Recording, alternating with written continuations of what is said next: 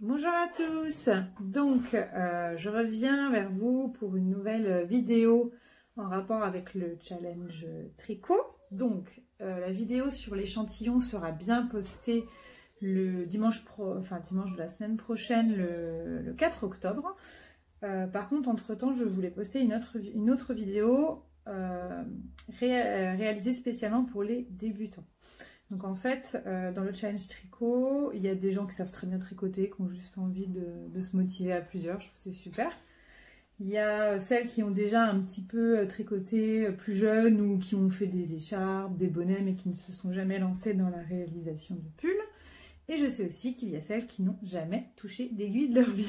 Et donc pour elles, je pense que ça doit leur paraître une montagne entre apprendre à tricoter, tricoter un pull ou un gilet.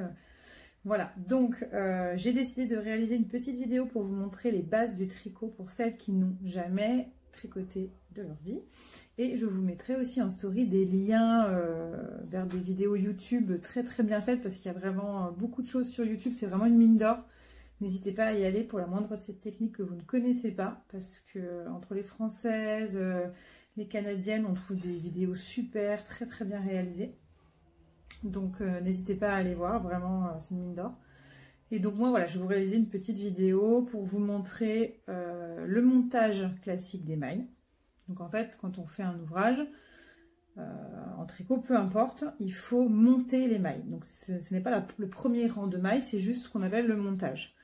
Et sur ce montage, on va pouvoir venir mettre le premier rang de mailles. Après, tricoter et créer les premières mailles. Donc je vais vous montrer comment on fait un montage déjà. Je vais vous montrer, il y a plein de montages qui existent. Là, dans mon balloon sweater, je fais un montage à l'italienne, un truc pour vraiment qu'on ne voit pas la bordure. Bon, c'est magnifique, mais je me suis quand même reprise à 3 fois. Donc, il y a vraiment des choses qui sont un peu techniques, mais en fait, il y a tellement de vidéos sur YouTube, tout est faisable. Hein. Là, je vais vous montrer le montage le plus simple.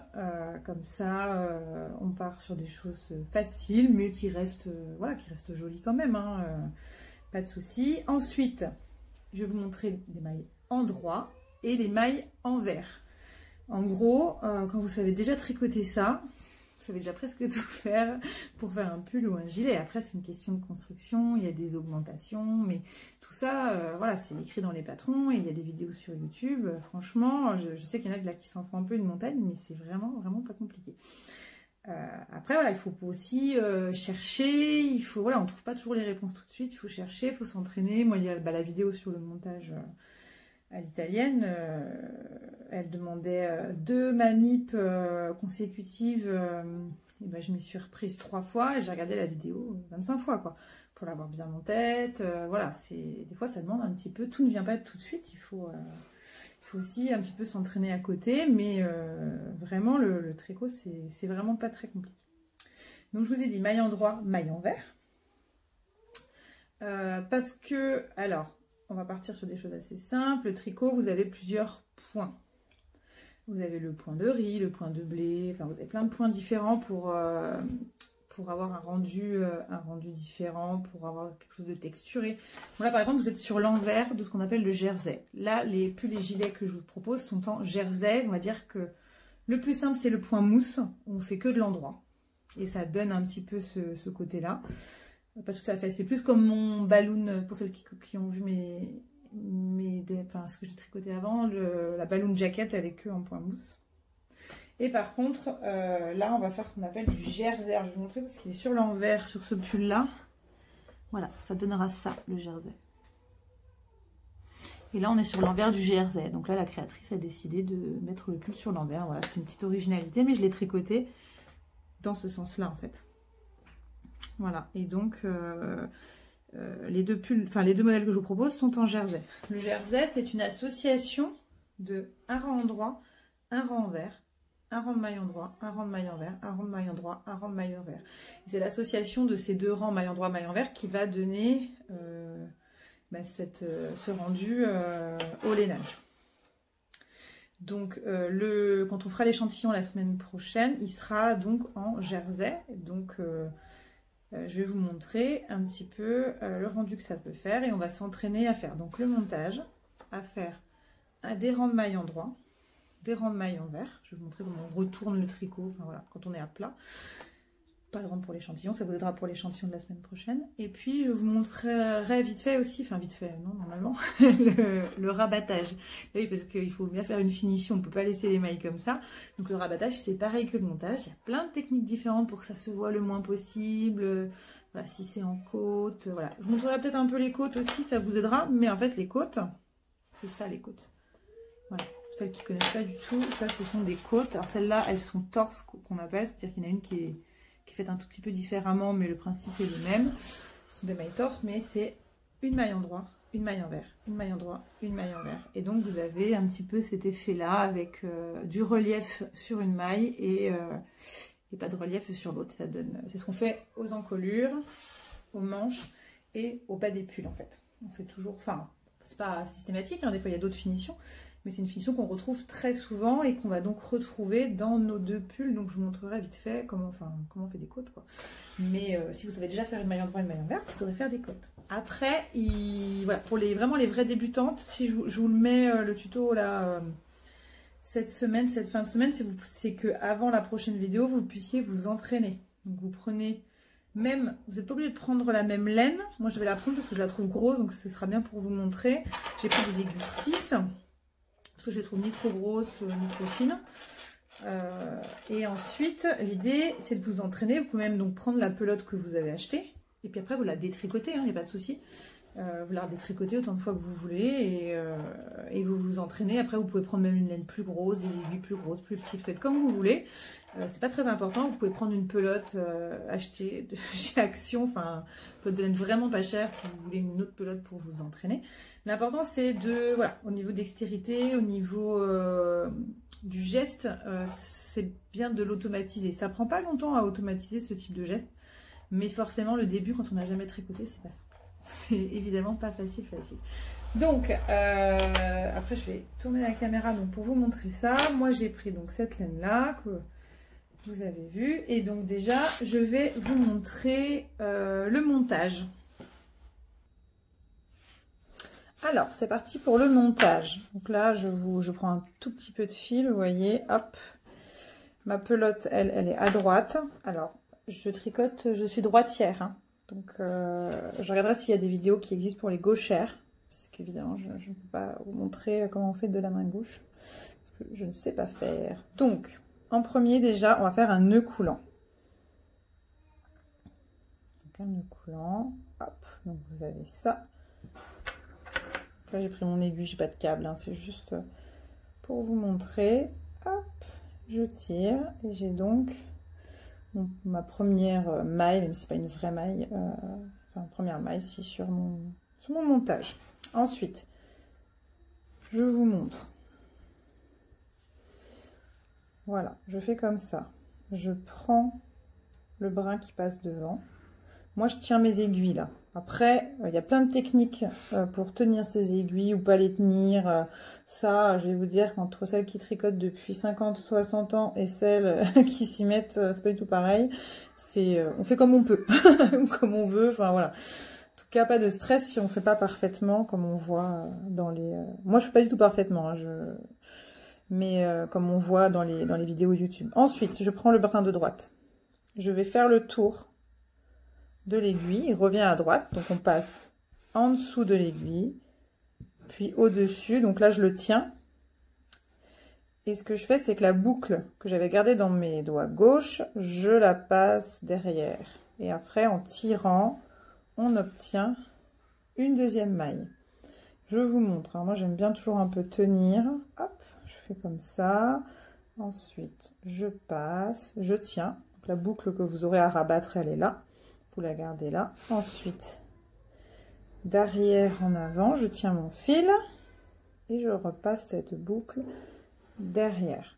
C'est une petite manip quand on ne connaît pas. C'est sûr que ça va demander un tout petit peu d'entraînement, mais après, vraiment, vous verrez, vous l'aurez fait 1, 2, 3 fois, vous serez rodé. Hein. Moi, je le fais de tête, par cœur. Enfin, je vous jure, c'est vraiment pas compliqué. Au début, bah, ouais, on n'a pas l'habitude. Hein. C'est pas des gestes du quotidien, donc bah, ça demande un apprentissage, quoi.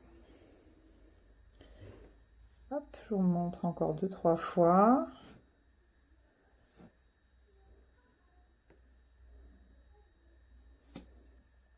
Donc hop, moi j'aime bien tenir un peu les mailles. Je passe avec mon aiguille. J'enroule derrière en avant et je repasse la boucle derrière et je tire. Vous voyez, j'ai déjà 6. Allez, je vous montre une dernière fois.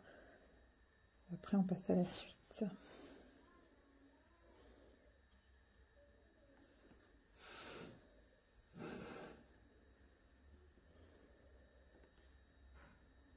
Hop, allez, une toute dernière fois. On prend le brin de devant.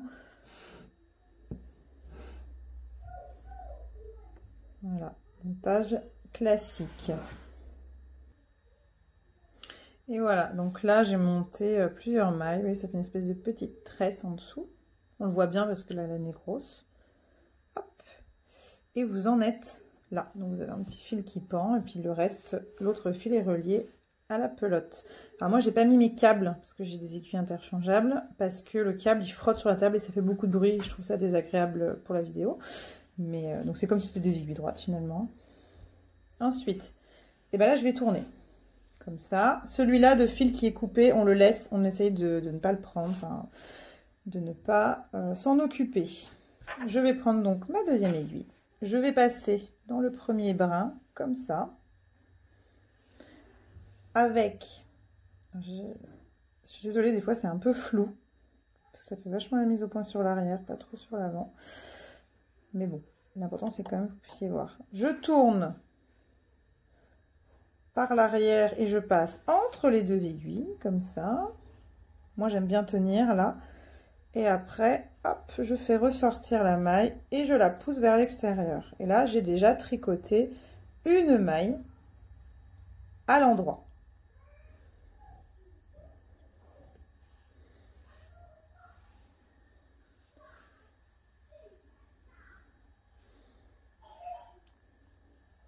Alors dans les vidéos, j'essaierai de vous trouver surtout des vidéos de gens qui tricotent à la française, parce que maintenant il y a la mode, enfin la mode en France, mais qui n'est pas la mode dans les autres pays, puisque c'est la norme, c'est le tricoter à la Suisse ou la méthode continentale, on appelle ça. Je sais que dans les pays scandinaves, en Suisse, ils tricotent d'une autre manière. Moi je vous montre à la française, puisque voilà, c'est ce qu'on retrouve le plus souvent chez nous. Donc on passe comme ça, dans le premier brin, on enfonce l'aiguille. Ensuite, avec mon brin de laine de droite, je passe derrière, je passe entre les deux aiguilles, je le tiens. Et je refais passer l'aiguille en dessous. Et je pousse pour faire tomber la maille. J'en ai 3.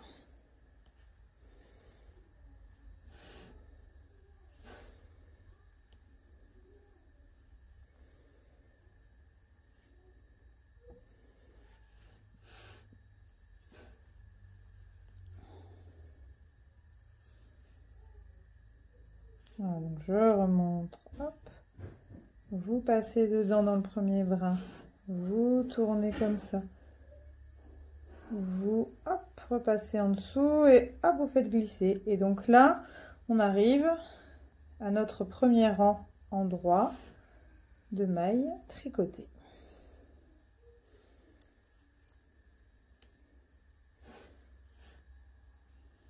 Voilà, donc je suis désolée, je ne suis pas une experte hein, pour les tutos proches comme ça. Je le fais vraiment parce que voilà, je sais qu'il y en a qui en ont besoin, mais je vous mettrai vraiment plein de vidéos qui vous aideront bien, qui seront peut-être un peu mieux que la mienne, mais voilà, ça vous donne déjà une bonne idée. Hop.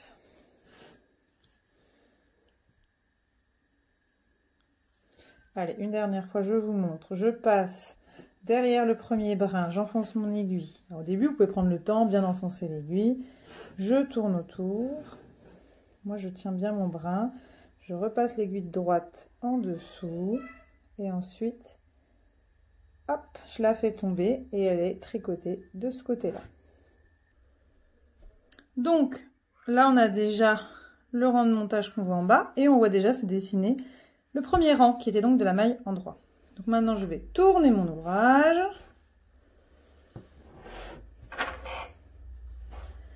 Je reprends mon aiguille. Cette fois, on est sur l'envers. Donc ce brin-là doit bien être devant. Vous passez cette fois, au lieu de passer comme ça pour la maille en droit, vous passez dans l'autre sens. Moi, je tiens bien ça. Ça m'aide. Je tourne mon aiguille. Je passe en dessous et je la fais tomber. Hop. Donc là, pareil. Au lieu de faire de gauche à droite, bah, on fait de droite à gauche.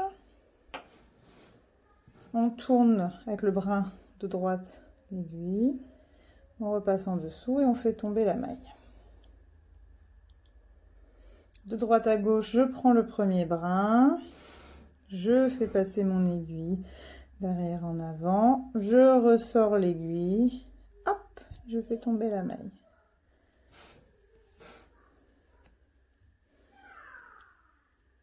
Et là, on est en train de faire des mailles envers. Alors, les mailles envers, on a toujours l'impression qu'elles sont plus dures parce qu'en fait, on en fait moins, je trouve, dans les patrons. Alors, pour les gilets, on en fait quand même pas mal. Mais vous verrez, surtout dans les tricots en rond, si vous faites des pulls, vous faites très peu de mailles envers. Parce que comme c'est en rond, on fait que de la maille en droit. Et donc, c'est vrai qu'on est moins à l'aise, je trouve. Mais vous voyez. Ça se dessine bien. Cette fois, je ne coupe pas, je vais aller jusqu'au bout. Allez, une dernière, de droite à gauche. Je prends mon fil, je tourne, je passe. Donc là, je suis comme ça. Et je laisse tomber la maille. Et en fait, je retourne. Et je vais refaire, je vais vous refaire ça. Je vais refaire un petit peu avant de vous montrer le rabattage. Et donc là, je repars sur l'endroit. Et là, on voit déjà bien se dessiner. Ça fait un petit peu comme des épis de blé. Ça fait pas trop de mise au point, donc on voit pas très bien. Plutôt de loin, ce sera mieux.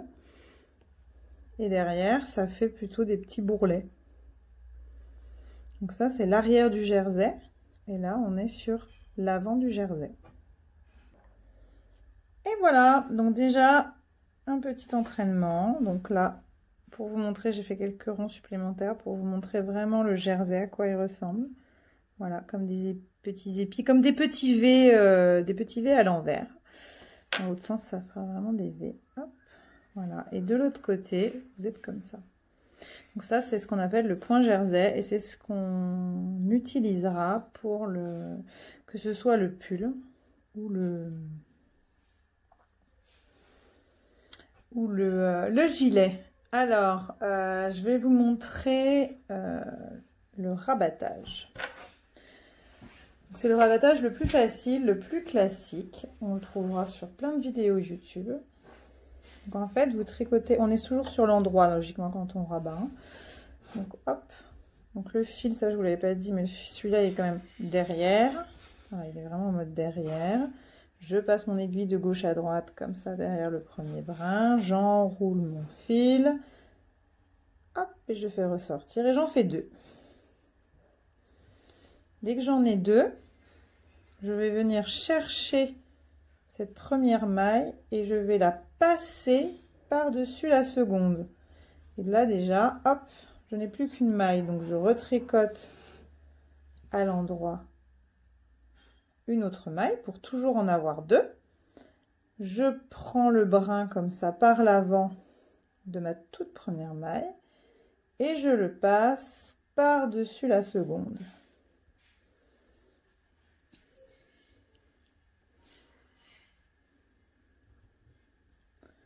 Voilà, il faut toujours, ça se fait avec, hop, il faut toujours sur l'aiguille de droite avoir deux mailles. Donc à chaque fois, on en retricote une. Et on vient chercher la première maille, le brin de devant. Et on le passe comme ça. C'est un peu flou, désolé. Hop.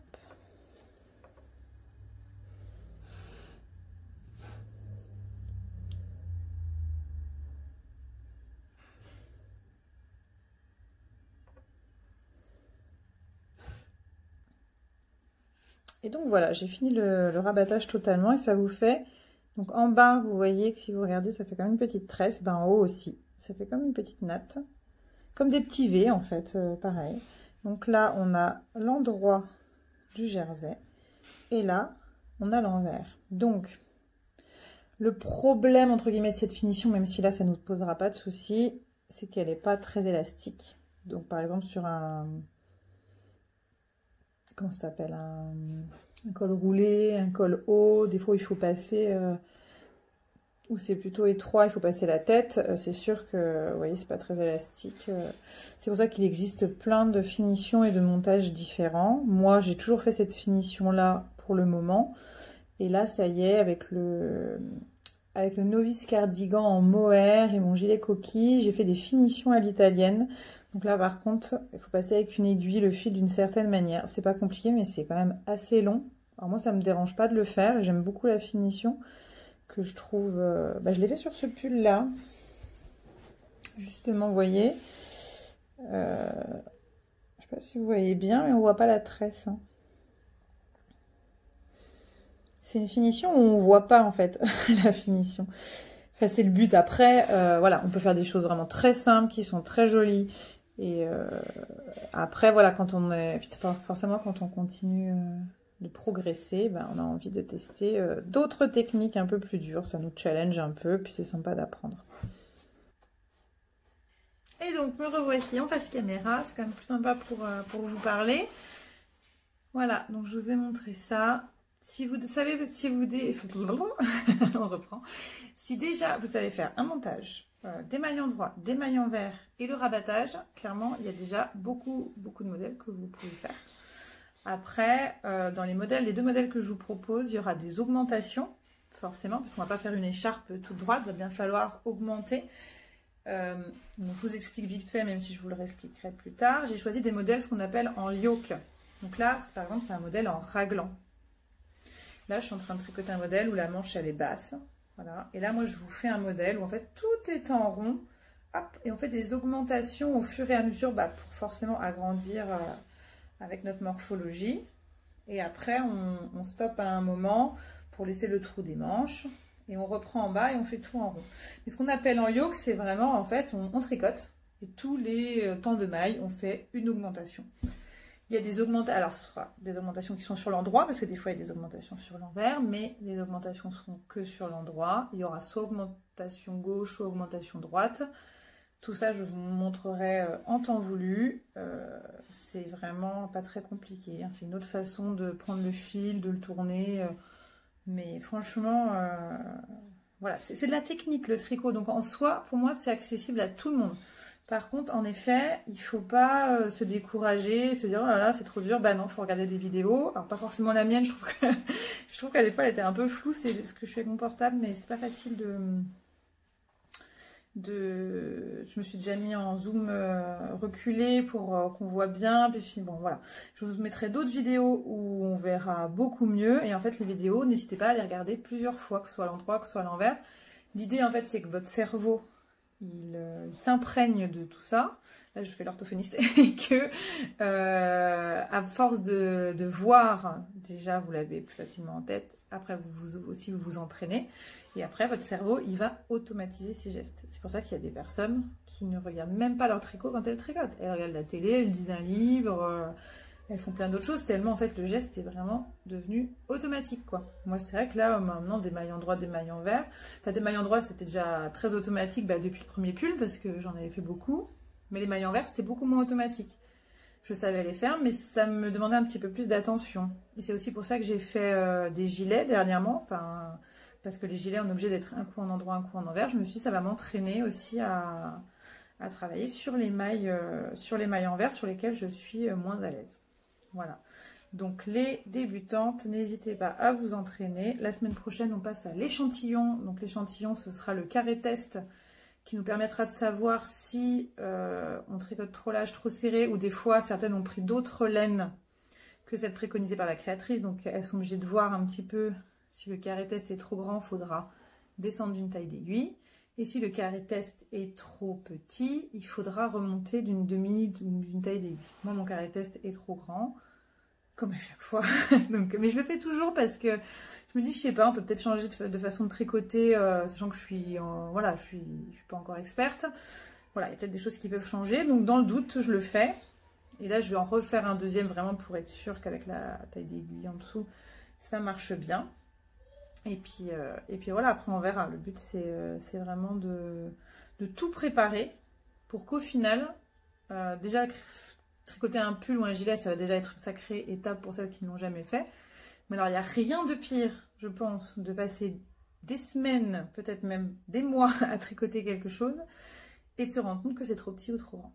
Moi, en débutant, ça ne m'est jamais arrivé. Alors des fois, il est un petit peu plus grand que ce que j'avais imaginé, ou des fois, il est légèrement plus ajusté, mais ça reste quelque chose à ma taille, en fait. C'est juste des fois le rendu que je voulais, je l'aurais voulu un tout petit peu plus loose, enfin voilà. Mais si on regarde bien le modèle, moi, je regarde les photos avec les hashtags sur Instagram, de toutes celles qui l'ont fait, qu'on voit un petit peu sur la majorité comment ça rend. Et qu'après, on fait notre carré test. Moi, je n'ai jamais eu aucun vrai problème de taille. Je n'ai jamais eu un ouvrage sur tous ceux que j'ai fait trop grand ou trop petit. Parce qu'en fait, j'ai toujours fait l'échantillon.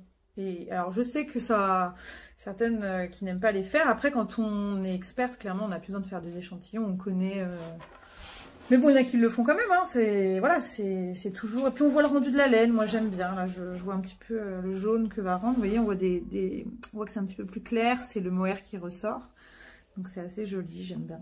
Mais j'aime bien voir un petit peu le rendu avant, pour être sûre aussi, parce que moi j'ai des copines qui ont déjà détricoté, parce que finalement elles ont fait leur pull, puis elles ont dit « Oh, je sais pas, les laines ça me plaît pas. Ah !»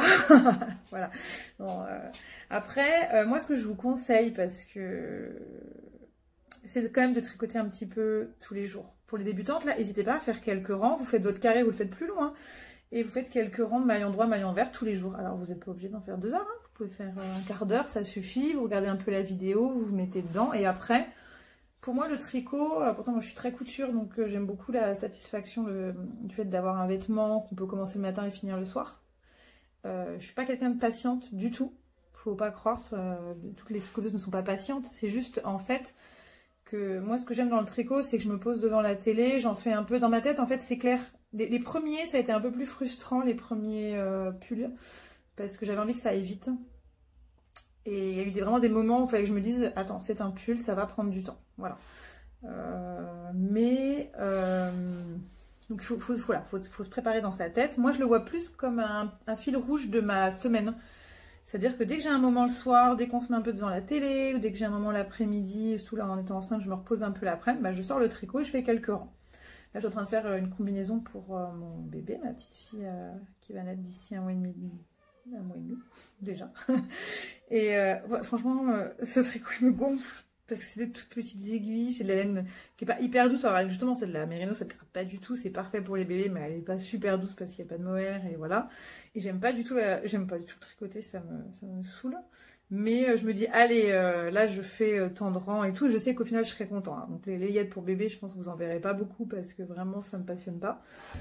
Mais voilà, il faut voir ça comme un fil rouge dans sa semaine, mais par contre il faut pas tricoter une fois par semaine, c'est sûr que votre projet n'avancera pas. Enfin, surtout chez les débutantes, si on veut vraiment automatiser le geste, moi je pense qu'il faut en faire un peu tous les jours, un peu tous les 2 jours, mais vraiment, mais emmenez-le au travail. Si jamais vous mangez tout seul, voilà, ça peut être le moment pendant 10 minutes de faire quelques rangs. Moi je l'emmène à mon cabinet, comme ça dès que j'ai des absents, je tricote. Je tricote des fois quand je vais à des repas de famille, parce qu'en fait, j'aime pas trop attendre comme ça, rien faire. Donc hop, dès qu'on a fini de manger, mais qu'on papote et tout, hop, je sors le tricot. Alors il faut plutôt des choses faciles, hein. Faut pas avoir des choses trop compliquées quand vous êtes avec d'autres personnes et que vous parlez, parce que sinon vous allez faire des erreurs. Mais après, c'est quelque chose qu'on peut emmener partout. Donc en fait, si on l'intègre dans sa routine quotidienne, ça peut aller très vite. C'est-à-dire que moi, dans mes pulls que j'ai fait, il y en a clairement, dans ces aiguilles-là, hein, dans les aiguilles 6 et 7, enfin entre 5 et 7, pas en aiguille 4, hein, là c'est quand même plus long, il y a des pulls que j'ai fait en 3 semaines. Alors que je travaillais, hein, parce que là je travaille pas, donc c'est un peu différent. Mais parce que je les emmenais partout, parce que j'en faisais un peu le soir, et finalement c'est comme ça qu'on avance, quoi. Et c'est beaucoup plus facile de fragmenter en tricot qu'en couture. Alors moi je fragmente très bien en couture, mais je sais qu'il y en a, voilà, faut sortir la machine, faut sortir les affaires. Quand on n'a pas d'atelier, c'est pas évident. Donc voilà, bon voilà tous mes petits conseils, j'espère que ça vous aura aidé. N'hésitez pas donc à re-regarder la vidéo, mais surtout à regarder tous les liens que je vais vous mettre pour aussi voir, il y aura sûrement d'autres prises de vue et puis d'autres façons peut-être d'expliquer plus pédagogiques et plus faciles que moi, qui ne suis pas du tout experte. Voilà, et regardez des vidéos, entraînez-vous, et puis après, comme ça, quand vous commencerez le projet, bon après il y aura l'échantillon, mais quand vous commencerez vraiment le projet, vous serez plus à l'aise. Parce qu'au début, bah, des fois on tricote trop serré, on tricote trop lâche, et parce qu'on n'est pas très à l'aise en fait. Puis après, ça se modifie en cours de route, donc n'hésitez pas à pas mal tricoter des rangs droits et des rangs de mailles envers, faire des montages, faire des rabattages, et puis après vous serez prête. Allez, je vous souhaite un très bon week-end, je vous dis à bientôt.